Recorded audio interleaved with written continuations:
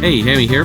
Going to start. This is the first video now of Chapter 2, in which we will start to look at sort of basic chemistry and some of the chemistry as it applies to what we need to know in biology.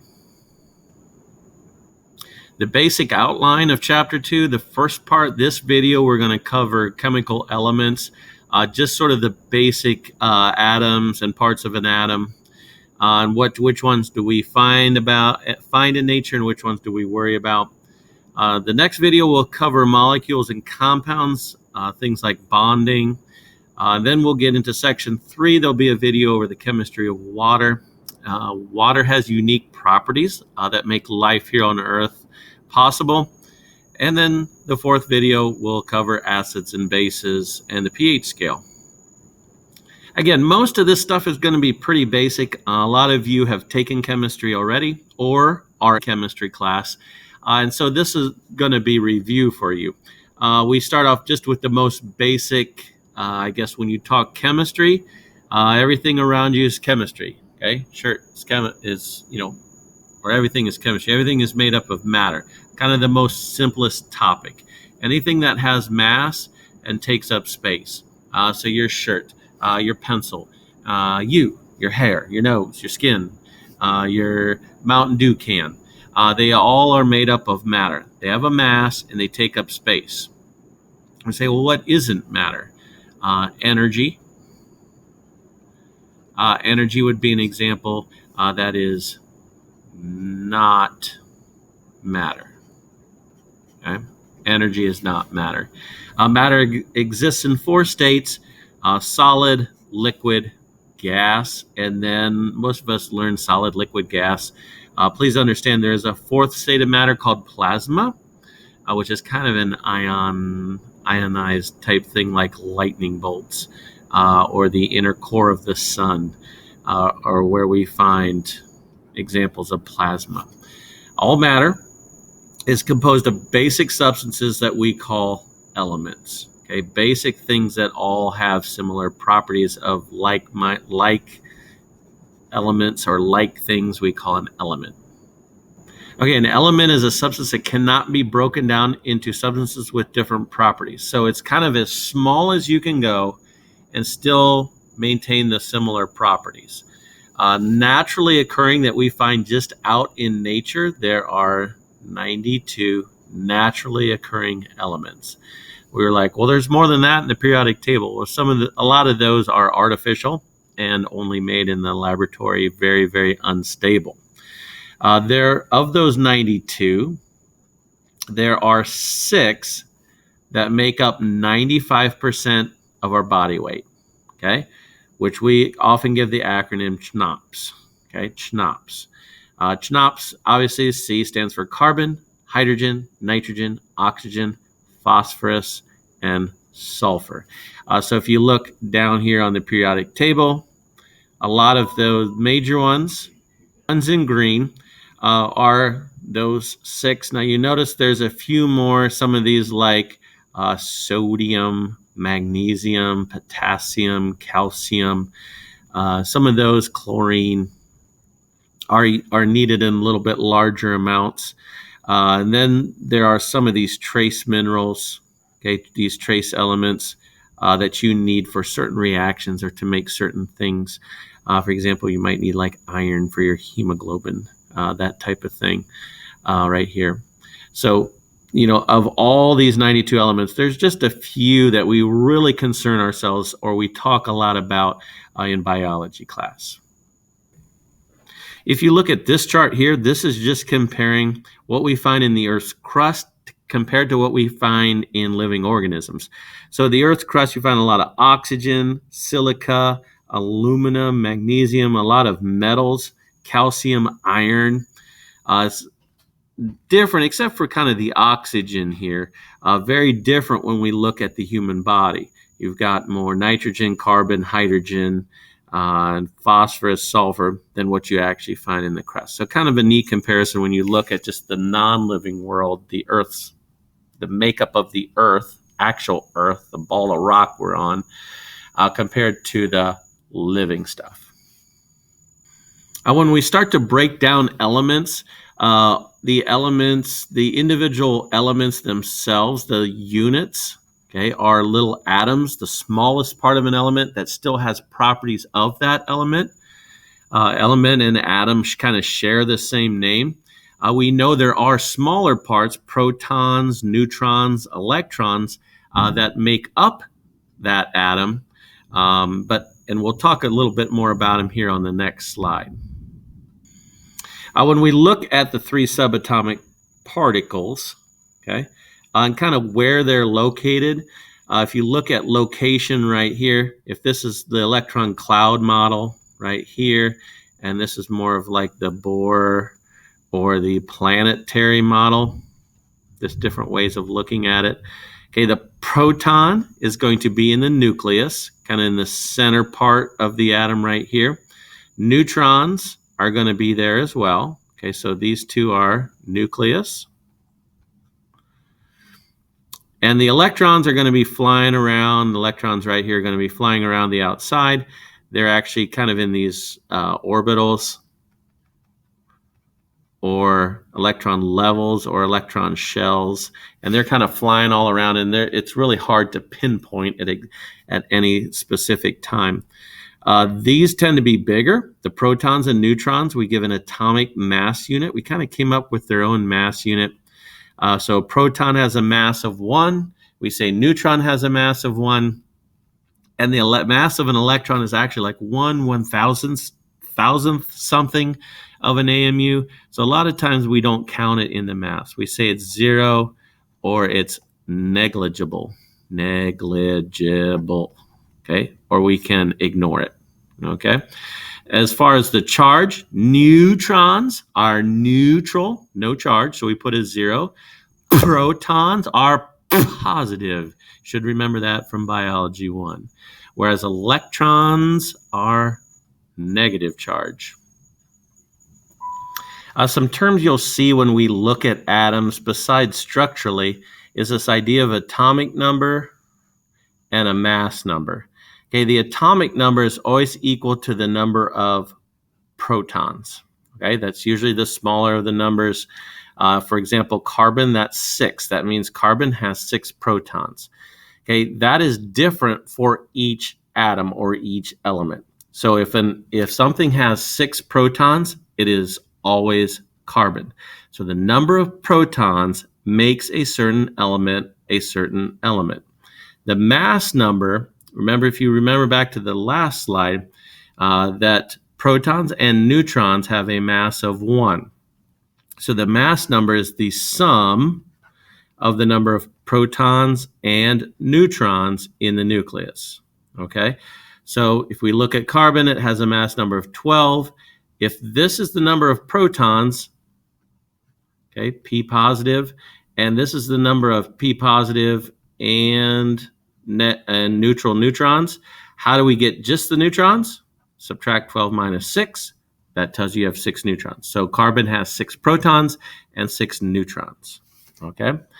You can also assume, because most atoms are electrically neutral, that if there's 6 positive protons, it's going to have 6 negative electrons. Okay. They also each have their unique atomic symbol. It's always a capital letter, or if there's 2 letters, the first one's capital and the second one is lowercase. Some people get it. Some people write sodium as Na. No, that's not applicable, or North America. That is not sodium. Okay, it often is derived if it's not like the beginning letter, like hydrogen or carbon, or nitrogen, or radon, which is Rn. If they're kind of like, why is sodium Na, or why is iron Fe? Okay, they're probably coming from Latin, and it's the letters in Latin. Okay, in the 19th century, we began to notice patterns with these elements, and different elements act similar, as you know, and other ones act very different. Dmitry Mendeleev noticed that if you can actually organize them in a chart. in increasing atomic number. So as you go left to right, okay, this is what we would call the period. Okay, the periods, and he organized them left to right in increasing atomic number. And if you cut them off at certain places and started the next row, you also had vertical columns or groups. And different groups would act very similarly, would be the same kind of reactivity, that kind of thing. Okay. And it's important to note that, remember that the atoms in the periodic table are electrically neutral, okay, which means they have the same number of protons and electrons, okay? They have the same number of protons and electrons, so they're electrically neutral, but when we look at valence electrons and stuff, they might react very differently. This is just a visual of the periodic table showing some of that. Okay, so the periods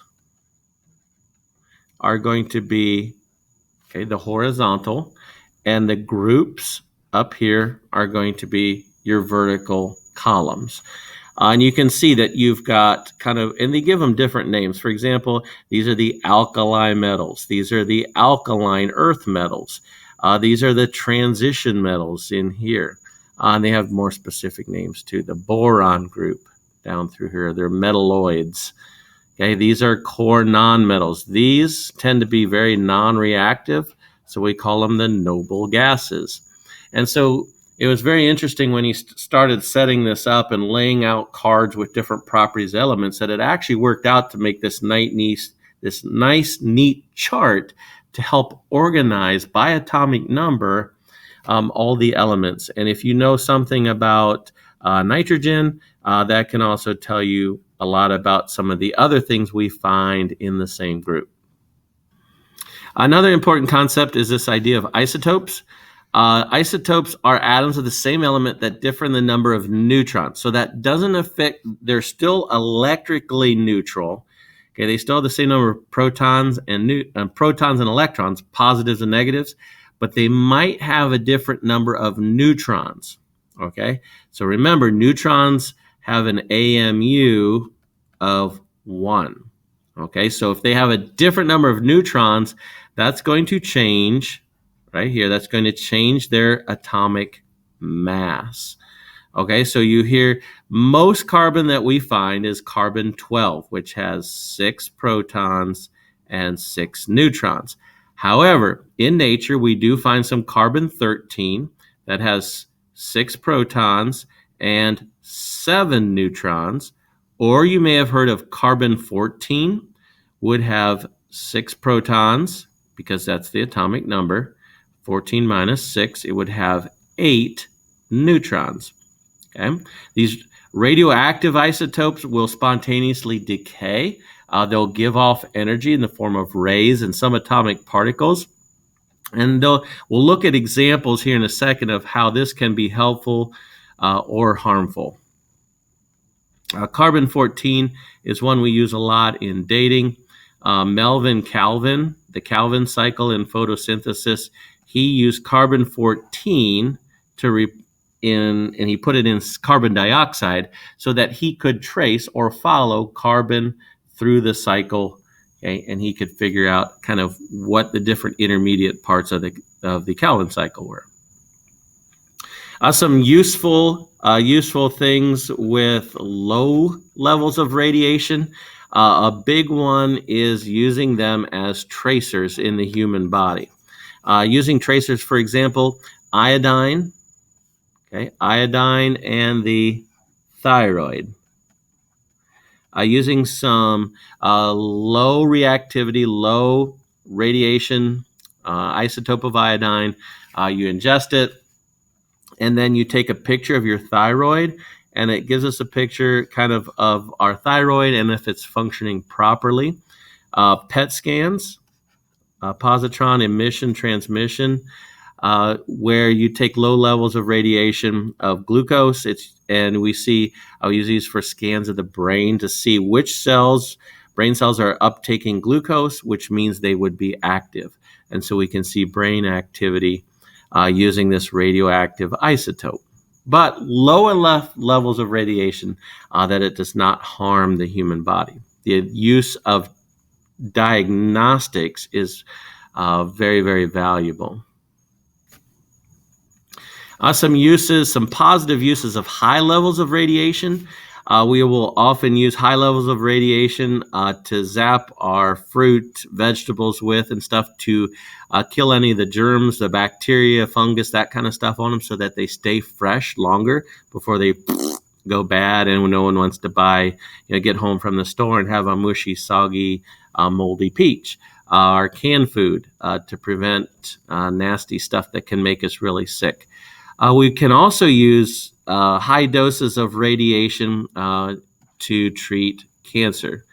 We aim them at the tumor, at the cancer cells. We ingest pills with high levels of radiation because it will target those fast-growing cells. Also, why we tend to get very sick on radiation, also and chemotherapy, and we tend to lose our hair and those other fast-growing cells. But if it cures the cancer, if it kills the cancer cells, then we say that's worth it versus the negative side effects. When we look at energy, when we're talking about electrons now, electrons, remember, are negatively charged, and they are attracted to the positively charged nucleus because that's where the protons are. So in other words, it takes energy to hold the electrons in the atom. Okay, now the closer the electrons are to the nucleus, the less energy it takes. Okay, so it actually takes energy to push them away, away from the nucleus. So the more distance the energy level, the higher the energy level. Okay, so the electrons then sort of determine how that atom reacts with other atoms. Okay, and electrons, we often will say, have potential energy based on their relative position or their level or how close or far away they are from the nucleus. And when we look at different things like photosynthesis, how when it absorbs solar energy, those electrons will jump up levels, absorb that energy, and go further from the nucleus. And then as that electron jumps back down, it will give back off that energy, which can then be stored as chemical energy, and be used and put into glucose for living things to store their energy. So energy conversions, taking it from the sun and putting it into chemical glucose energy. We're talking about that energy that's held in electrons and what levels they're in. This whole idea of electrons and energy, a lot of times, most simplistically in biology class, a lot we use the Bohr model or the planetary model to kind of visualize that, where you've got a nucleus with your protons and your neutrons, and then the electrons sort of in these steps or levels around them. Okay, most of the time, atomic numbers 20 or less, which is most of the stuff we'll talk about in biology, we say the first level can hold 2 electrons, and then each additional level can hold up to 8 electrons. And we kind of did this in biology 1, where we go around one time, 1, 2, 3, 4, and then we go back. Remember, they like a buddy. They go back and double up. And so we have this idea of 2, 8, and 8. Okay, and you fill the levels closer to the nucleus first and then work your way out. Okay, again, here's kind of a visual representation of that. They're not showing the protons and neutrons, but they're showing the nucleus here with the electron in the level outside of it. So hydrogen would have 1 proton and 1 electron. And so the electron's just spinning around in the first level. Carbon, remember, had 6 protons, 6 neutrons, and 6 electrons. So it has 2 in the first level, and then the next 4 go in the outer level. This outer level of electrons we call the valence shell. Okay, that valence shell determines how it reacts with other atoms. Because to be stable, we're talking a lot of times about the octet rule. So to be stable, not to be electrically neutral. Electrically neutral is just like if you have 6 protons, you have 6 negative electrons. Now we're talking chemically stable. Chemically stable. We're talking octet rule. We're saying that outermost shell is full with 8 electrons. Now, the one exception to that is the first shell, the very first level, only has 2 electrons. So those valence electrons determines that atom's bonding properties. And in the next section, we'll talk a little bit more about ionic and covalent bonding, whether it gives up, accepts, or shares electrons. Okay, that is determined by that outer level. Okay, so if we've got carbon and we've got 6 protons, 6 neutrons, and 6 electrons, so we put 2 in the first level, and we put 4 in the second level, okay, we see that it has a valence of 4. How many does it need to be stable, chemically stable? It has to have a full level of 8, so it needs 4 more electrons. Now, in the next section, we'll look at, well, does it get rid of these 4? Does it grab 4? Or it can also maybe share 4 other electrons. And so this valence electron idea really much determines its chemical reactivity and how it reacts with other elements.